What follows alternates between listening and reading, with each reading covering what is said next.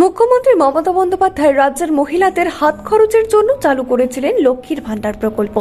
লক্ষ্মীর ভান্ডার প্রকল্প সম্পর্কে নতুন করে বলার কিছু নেই, তবে এই প্রকল্পের টাকা কি বাড়ছে? এসেছে বিরাট আপডেট। তৃণমূল সরকারের সর্বাধিক চর্চিত প্রকল্পের মধ্যে একটি হল লক্ষ্মীর ভান্ডার। তৃণমূল ক্ষমতা আসার পর থেকে একাধিক জনকল্যাণমূলক প্রকল্পের উদ্বোধন করেছেন মুখ্যমন্ত্রী মমতা বন্দ্যোপাধ্যায়।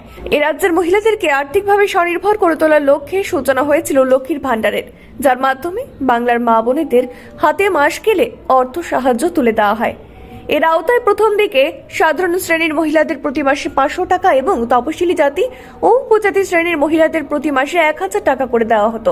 বর্তমানে টাকার পরিমাণ বৃদ্ধি করে দেওয়া হয়েছে যথাক্রমে 1000 টাকা ও 1200 টাকা।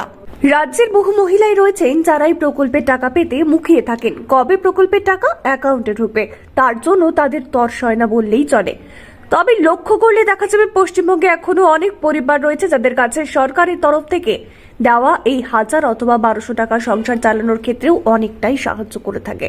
গোটা দেশে যে সকল সরকারি প্রকল্প রয়েছে তার মধ্যে সবচেয়ে জনপ্রিয় সরকারি প্রকল্প হলো লক্ষ্মীর ভান্ডার।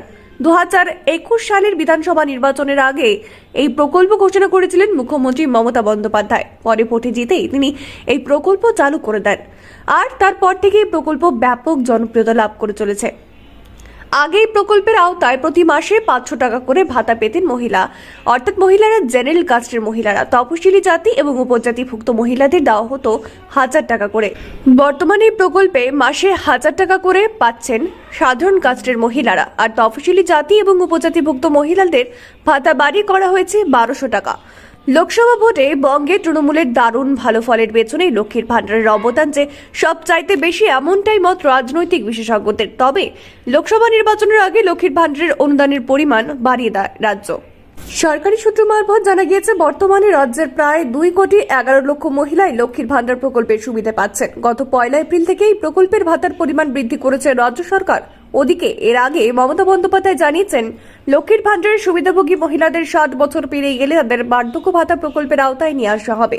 শোনা যাচ্ছে লোকসভা ভোটে ব্যাপক সাফল্যের পর লক্ষ্মীর ভান্ডার প্রকল্পে আবারও বাড়ানো হতে পারে টাকার পরিমাণ। আগামী দিনে সরকার এই প্রকল্পে 1500 থেকে 2000 টাকা পর্যন্ত অনুদান দিতে পারে বলেও জল্পনা। তবে যদিও এই বিষয়ে এখনো কোনো আনুষ্ঠানিক ঘোষণা করা হয়নি।